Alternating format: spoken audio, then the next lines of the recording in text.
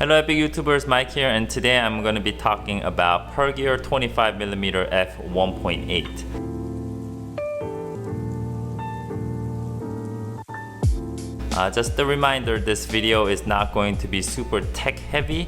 I'm just going to be talking about my thoughts, what I like about it and what I don't like about it, and why I got this lens for non-professional hobbyist standpoint. And throughout the video, I'll be showing you clips of photos with this lens. And just another reminder that I'm not a professional photographer or a videographer, so the image might look iffy, but everything is just going to be straight out of camera, non-edited, coming out from my Fuji X-T4. So, first of all, just a little detail about this lens. I think this is a Chinese manufactured lens. It's a fully manual lens. It costs $69, and also it comes in a different mount system like Sony E-mount and also Micro Four Thirds. And just a little spec, it's a 25mm f1.8 lens, which is equivalent to around 38mm f2.8 full frame equivalent. And the whole body is constructed with metal. It's around 195 grams, and it has 43mm filter size. It comes in a box with a purple pouch with a barrel-shaped hood. But spoiler alert, the hood doesn't really work. So why did I get this lens? First of all, the reason was I wanted to try shooting some manual lens, and I needed some cheap options. So that's why I picked this lens. And I know there's other manual lenses that are pretty cheap, like 7 Artisans and I don't know, Meike or something like that. But anyway, I picked this one because it's just the first thing that just popped on my screen. So, and another reason is when I was looking for additional lens, I was missing a 35mm equivalent full frame focal length, and this being 25mm APS-C is very similar with the 35mm focal length. I could have gotten the Fuji 25mm 1.4 or f2, but the price range was a little bit high, so this was going to be my budget try lens, I guess. The manual thing was pretty big. I wanted to try manual. Yes, you can probably set your focus to manual and then, you know, start adjusting your focus, but it's kind of, it feels different when you are actually limited to just manual focus. So there's a lot of things that I like about this lens. First of all, it was very cheap. $69 is basically, I think, is very cheap for a lens.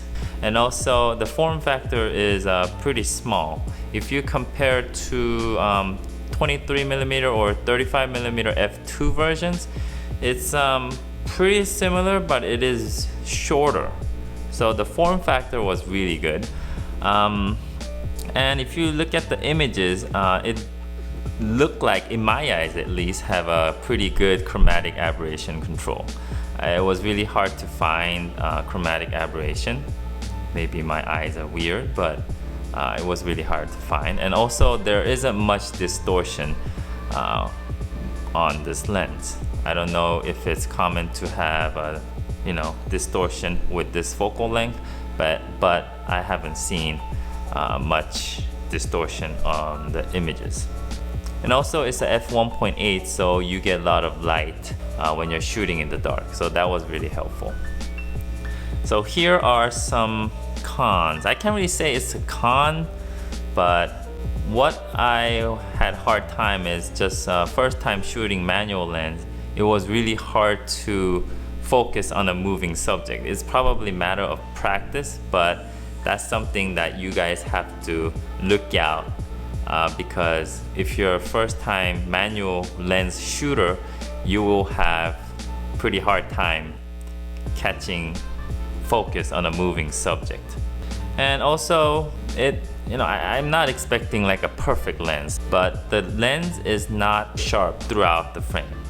In the middle it's pretty sharp, but as you go further outside it gets softer. And also another big noticeable thing is the vignetting. Some people might like it because it gives little characteristic to the lens, but this PERGEAR 25mm, the vignetting is very noticeable. I personally didn't like the flaring of this lens. Sometimes I could get a good looking flare in some photos, but most of the time it was a little too much. And the hood that they provided you in the box, it really didn't do much. For example, here's a photo with a hood, and here's another one without the hood. Basically, not much of a difference. But overall, for $69, I think it gives me more than enough. I don't think you guys will regret it if you get it. I think it's a perfect practice lens for autofocus, and the build quality is pretty good, and I think it's gonna last. And I've been using it for past 4 or 5 months, I believe, and so far all the stuff is basically working as if it was new. So I hope this helped you to decide if you want a manual lens or not, or just an idea of what you expect if you buy this Chinese manufactured lens, which I'm very satisfied. So I am probably looking for other manual lenses too, because it seems like it's pretty fun to shoot manual. I just need practice. So that's it for today.